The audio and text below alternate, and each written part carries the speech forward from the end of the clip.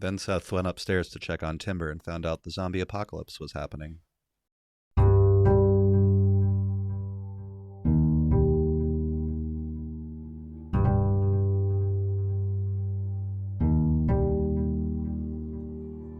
This is the Wheel of Time Spoilers podcast. Your hosts are Seth Jacobson and Patrick Heiler. So I really want to get right into this chapter because we just finished up with all the quotes of Matt's healing, and this is Matt awakening. This is the Matt that we know and love awakening, and I'm super excited to do this chapter. Yeah, no, I love Matt. Matt is one of my favorite characters. Post-healing Matt is very different from pre-healing Matt. I'm getting really excited for it doesn't happen and for like a couple more chapters, but the lucky night. The one lucky night. And we really finally get to see from his POV, which is something we haven't gotten a lot of yet. Have we gotten any POV from Matt, or is this the first time we've actually been in his head? I think this is the first Matt POV. Chapter 19, Awakening, and our symbol is the 5 die. The 6-spotted die. I'll just call it the dice. That's the first time we've seen the dice. Matt opened his eyes slowly and stared up at the white plaster ceiling, wondering where he was and how he had come there. An intricate fringe of gilded leaves bordered the ceiling, and the mattress under his back felt plumped full of feathers. Somewhere rich, then, somewhere with money, but his head was empty of the where and the how, and a lot more besides. He had been dreaming, and bits of those dreams still tumbled together with memories in his head. He could not separate one from the other. Wild flights and fights, strange people from across the ocean, ways and portal stones and pieces of other lives. Things right out of Gleeman's tales. These had to be dreams, at least. He thought they must be. But Loyal was no dream, and he was an Ogier. Chunks of conversations drifted around in his thoughts. Talks with his father, with friends, with Moraine, and a beautiful woman, and a ship captain, and a well-dressed man who spoke to him like a father giving sage advice. Those were probably real, but it was all bits and fragments, drifting. Who is the well-dressed man who spoke to him like a father? I don't know. I thought it was Tom, but it doesn't seem to fit. Tom's really. not a well-dressed man, though. And a well-dressed man who spoke to him like a father giving sage advice. Is it Ishmael? Lan? I wouldn't describe Lan as well-dressed. He's not badly dressed, but he's wearing in my mind, he's always wearing utilitarian clothes. Not like a suit. Perhaps Algamar? Could be. Who's the beautiful woman? That is definitely Celine Lanfear. Where did Matt run into Celine Lanfear? I thought she was in his dreams. In his dreams? Of course, it could just be any beautiful woman. Yeah. I mean, this is Matt we're talking about. He traveled. He's probably thinking of a couple of beautiful women. Could be, Millie Skane, probably not, but you never know. Yeah. No, I don't think so, because he mentions Moraine. Yeah, Moraine and the beautiful woman. Yeah. The ship captain is Bael Domon. Loyal is an Ogier. But yeah, I mean, it could very well just be mixing different people together or anything like that. Yeah, I like that idea. He may very well be remembering things that never happened, or remembering things from a different time. From his old memories. Because we have a polished penny now. Right. Well, he starts mumbling in the old tongue. Do you have the translation of this? That's the same thing he said when he was being healed. Muradin Talanier is... Footmen, prepare to pass the cavalry forward the heart guard. He murmured. The words were only sounds, yet they sparked something. I don't know how much of this to read, but it's a full page of... This is a flashback to what I believe is his previous life. Yeah. All I'd say, I guess we could read the whole thing, but the first paragraph just says that they're basically fighting in the Trolloc Wars. Discord, do you want to vote on that? Should I read this whole thing or just read part of it? Oh shit, I should have known. All right, I guess I'm reading all of it. Well, the chosen has spoken. No editing, all caps lock. I'll do my best. The packed lines of spearmen stretched a mile or more to either side below him, dotted with the pennants and banners of towns and cities and minor houses. The river secured his flank on the left, the bogs and the mires on the right. From the hillside, he watched the spearmen struggle against the mass of Trollocs trying to break through, 10 times the humans' number. Spears pierced black Trolloc mail, and spiked axes carved bloody gaps in the human ranks. Screams and bellows harried the air. The sun burned hot overhead in a cloudless sky, and shimmers of heat rose above the battle line. Arrows still rained down from the enemy, slaying Trolloc and human alike. He had called his archers back, but the dreadlords did not care so long as they broke his line. On the ridge behind him, the Heart Guard awaited his command, horses stamping impatiently. Armor on men and horses alike shone silver in the sunlight. Neither men nor animals could stand the heat much longer. They must win here or die. He was known as a gambler. It was time to toss the dice. In a voice that carried over the tumult below, he gave the order as he swung up into his saddle. Footmen, prepare to pass the cavalry forward. His bannermen rode close beside him, and the Red Eagle banner flapping over his head as the command was repeated up and down the line. Below, the spearmen suddenly moved, sidestepping with good discipline, narrowing their formations, opening wide gaps between, gaps into which the Trollocs poured, roaring bestial cries, like a black, oozing tide of death. He drew his sword, raised it high. Forward the Heart Guard. He dug his heels in, and his mount leapt down the slope. Behind him, hooves thundered in the charge. Forward. He was first to strike into the Trollocs, his sword rising and falling, his bannermen close behind. For the honor of the Red Eagle. The Heart Guard pounded into the gaps between the spearmen, smashing the tide, hurling it back. The Red Eagle, half-human faces snarled at him, oddly curved swords sought him, but he cut his way ever deeper. Win or die. Manetheren. Matt's hand trembled as he raised it to his forehead. Pretty intense battle scene from the Trolloc Wars. He's describing the Dreadlords, and This is Aemon's last stand. yeah, definitely. The battle that gave Aemon's Field its name, Aemon's Field. So this is in the same location as Emmons Field, assuming he dies here. At the foot of the mountain home. Yeah, because they all die here, as we know from history. Yeah, well, I guess there have to be some survivors. Whoever lives. Oh, yeah, because they lose the battle, right? Mhm. But then the queen. Eldrine, good one.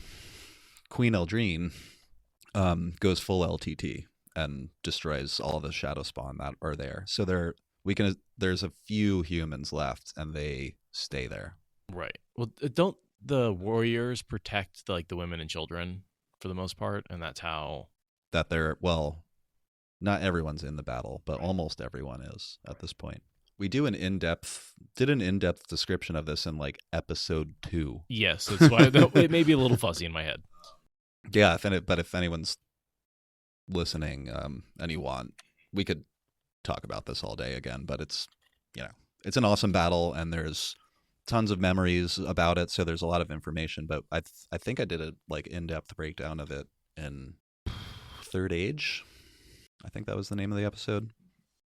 But it is pretty cool that here we have, our headcanon at least is that Egwene is Eldrine reborn. Yeah. And Matt is this random soldier reborn. And that might be, we see that a little later in the chapter, Egwene sort of in the last chapter, she sort of had she almost understood what was going on, what Matt was saying. She felt that tugging of the old blood. And that would make a lot of sense if they were both sort of a similar reborn from a similar period of time. Yeah, because they're from this rural pocket of a dead nation. So Manetheren dies here, and almost all of its inhabitants have been killed in various battles. Right. Until Eldrine goes full LTT, blows everything up. But there's nothing left except some women and children and injured soldiers, and they stayed in Emmons Field. So Egwene is the descendant of those people, the survivors. As is Matt. Yeah. And Perrin. What is that weird emoji? Head cannon. Oh. It's a cannon instead of a head. Oh, that's great. I thought it was a man with a fish head for a second. That's why I was like, what is this weird thing? Matt can remember some of the things, the meaning of some of the things he said, but he doesn't believe that he can actually speak it for some reason. And at this point, he can't. He's got a few phrases, and he definitely remembers a fair amount, but it's not until he goes through the gateway that he is fully fluent in the old tongue. Ah, that's right. And Brigida says later that he pronounces everything as if he were speaking with many different accents. I believe it's in that scene, she mentions that he speaks as if he's like every line has a different accent. He sounds like he's from many places rather than one place. Yeah, that makes sense. Yeah. Because he's putting together a bunch of different memories.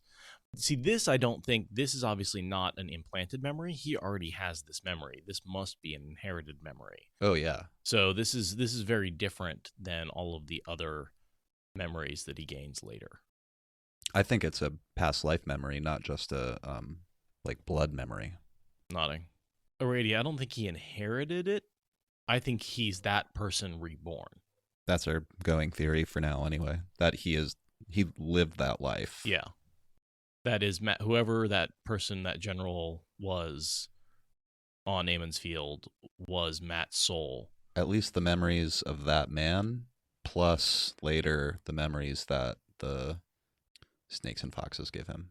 I forget which give him the memories. Is it the snakes or the foxes? Foxes? Yeah, it's in Ruidian. I just couldn't remember which.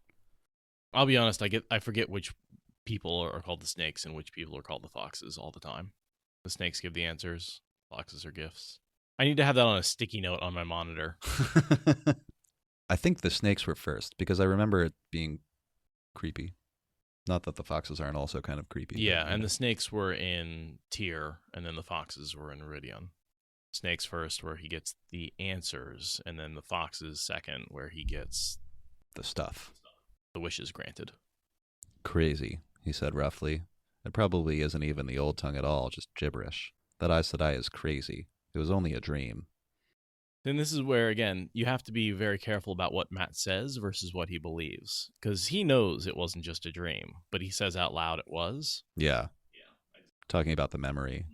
He suddenly became aware of his too thin wrist and bony hand, and looked at them. He had been sick, something to do with a dagger. And then a little later, Egwene and Nynaeve had been taking him to Tar Valon to be healed. He remembered that much. So that's how he figures out that he's in Tar Valon. Yeah. Because at first he looks out the window and he's just like random city with lights in the dark. So it doesn't do him any good. He tried to sit up and fell back, as weak as a newborn lamb. And he gets out of bed naked. Wandering around, eating. Yeah, eating. He's very much the Bachelor. This is kind of what we do all the time. When I know Patrick's staying over at Julia's for the night, I wander around naked eating rolls of beef. That's pretty much exactly what I do. This meal actually sounds really good. I get cravings for this meal all the time. The rolled up beef, the horseradish, the fresh bread, the cheese. This is actually like one of my favorite things to do. Totally. Some pretty fond memories of being a kid, and like you take a piece of lunch meat and a piece of cheese and you roll it up and then you dip it in mustard, and it's awesome. It's like a sandwich without the bread. And the food and the milk, but buttered bread, and the wine. Oh, damn. Do you want to go to Grain and Gristle after this? Yeah, always. I'm actually really hungry right now. But I highlighted this part when he's thinking about his father, Abel. You can turn the worst that comes to your advantage if you only think, his father had always said, and certainly Abel Cawthon was the best horse trader in the Two Rivers. When it seemed that somebody had taken advantage of Matt's father, it always turned out they had gotten the greasy end of the stick. I really like the way he describes about how it's all because he thought about things from every side that there was, and how that applies to the way he plays stones and fights battles, and how much of Matt's success is the ability to look at things from all different sides and all different perspectives. Yeah. Not that Abel Cawthon ever did anything dishonest, but even Terran fairy folk never got the best of him, and everybody knew how close to the bone they cut, all because he thought about things from every side that there was. And yeah, we see Matt doing that, trying to do that a lot in the future. where when he's struggling with a challenge, he'll sit down and just think about things from every possible angle until he comes up with a strategy. Think and drink. Then act. Think, drink, win. Hashtag. Think, drink, ? Win. Think, drink, be lucky, win. He freaks out a little when he realizes that a bunch of Aes Sedai just used the power on him. Is this the last time the power ever gets used on him? I'm going to say yes. Aradia says no. Aradia says no with big capital letters. I've never seen her be wrong, so. Oh, yeah, Darkhound slobber. He gets Balefired that saves most of his life with the Dark. Well, Balefire stops most of the Darkhound slobber from killing him. Yeah. Is one of his men. I always forget about that death. I mean, he never really dies, but he totally would have if it wasn't for Balefire. Oh, and we see when there are Aes Sedai trying to test his Terangriel to see what they can do. First they try to channel and it doesn't work on him, and then they throw a rock at him with air, and that works. Isn't it poop? Is it poop? I think it was like a cloud of dirt or something. I thought it was poop. Horse dung. Yeah. Was it horse or cow? That's very important. Horse. This next page, he's just kind of like thinking and eating, and I thought it was kind of funny that like every second paragraph is like, I'll just read the end of this. That's one thing I have to remember. I can't be sure about them even when I think I know. It was not a cheering conclusion. He filled his mouth with butter peas. And there's a couple of paragraphs that just end like that.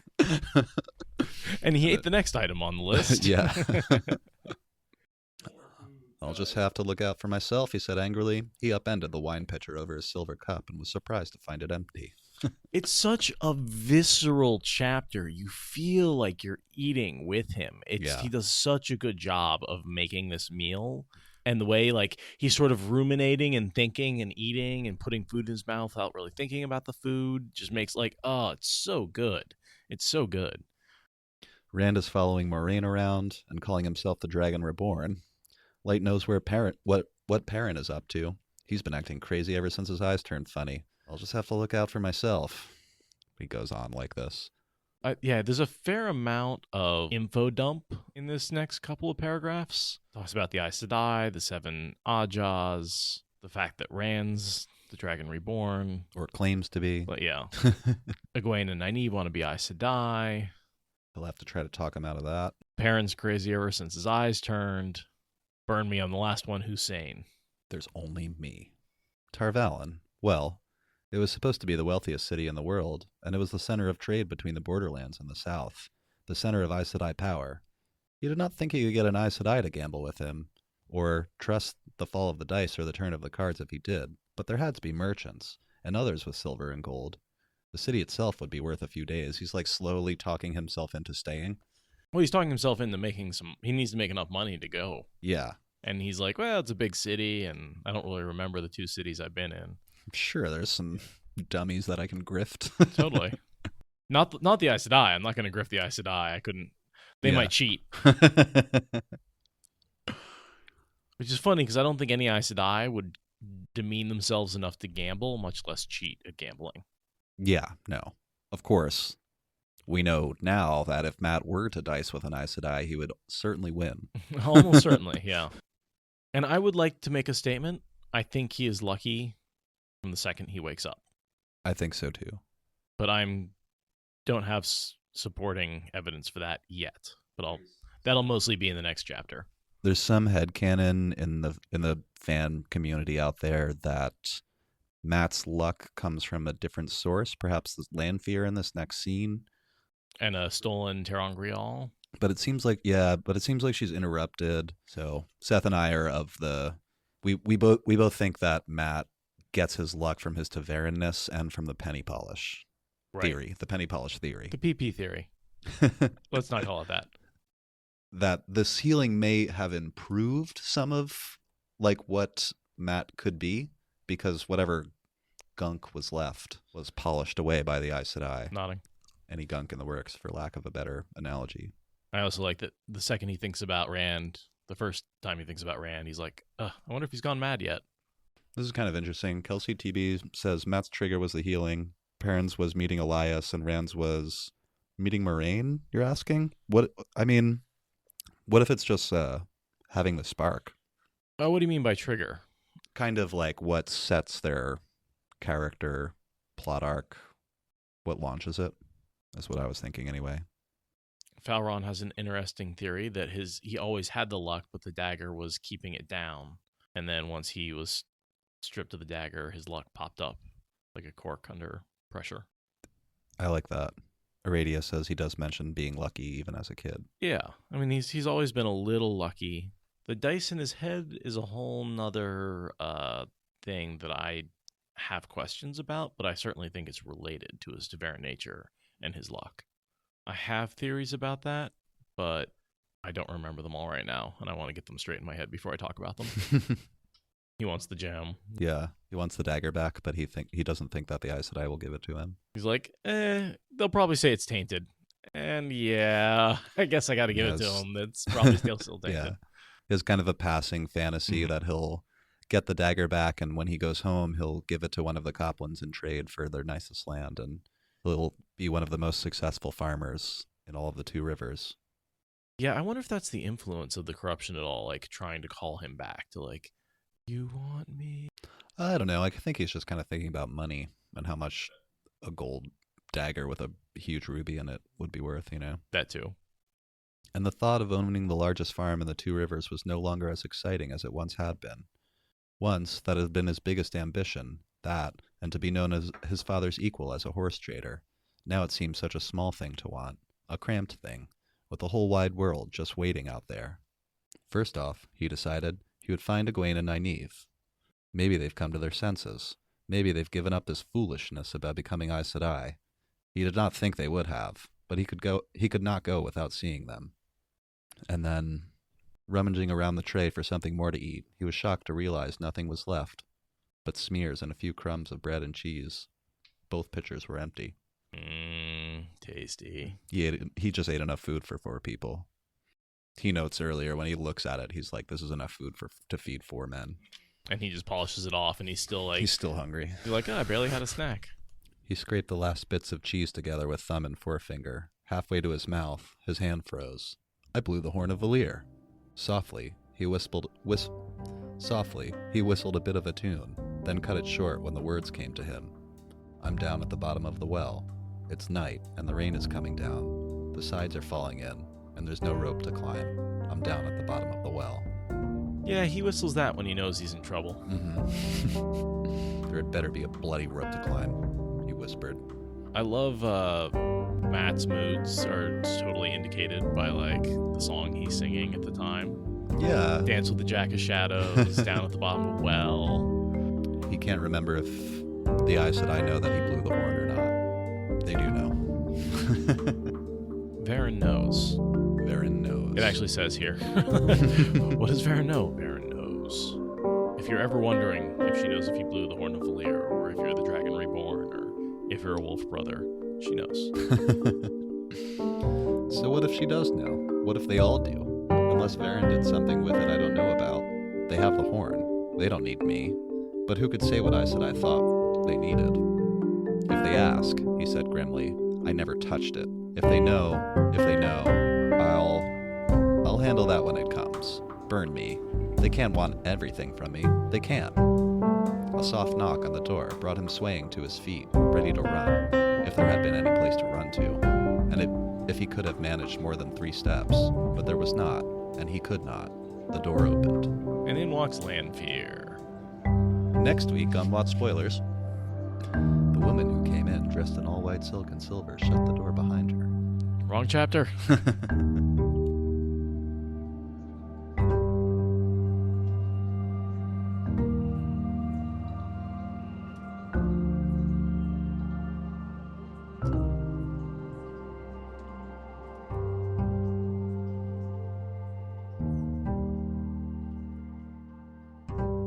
Thank you for listening to the Wheel of Time Spoilers podcast. Rate us in the Apple Podcast app or support us on Patreon. Is that good enough?